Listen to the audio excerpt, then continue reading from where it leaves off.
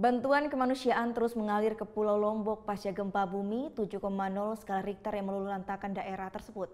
Bantuan tidak hanya datang dari pemerintah, tapi juga dari berbagai industri yang ada di Bali.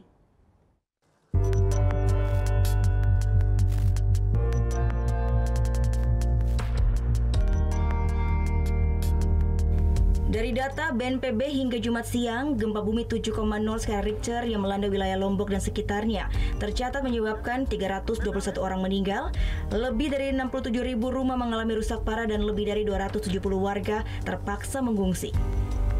Tersebar di lebih 1.000 titik pengungsian, warga menempati tenda-tenda yang dibuat dengan menggunakan terpal seadanya. Warga mendirikan tenda di tempat yang dianggap aman dari ancaman gempa susulan yang masih kerap terjadi.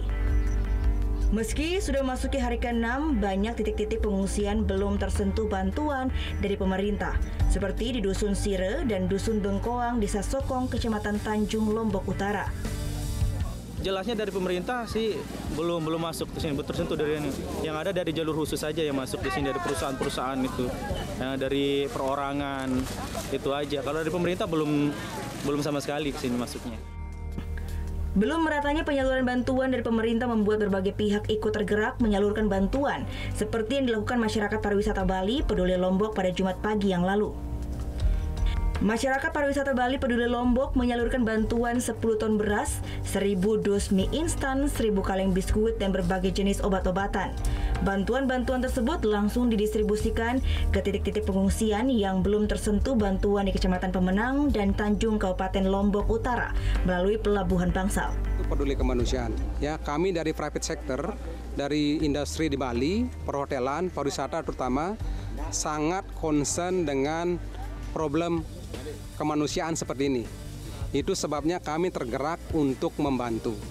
Karena kami tahu dampak gempa bumi ini sangat luar biasa terhadap masyarakat, terutama yang ada di Tanjung ini.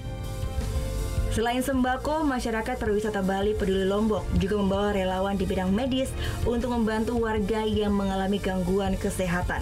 Dewa Priyana melaporkan untuk NET.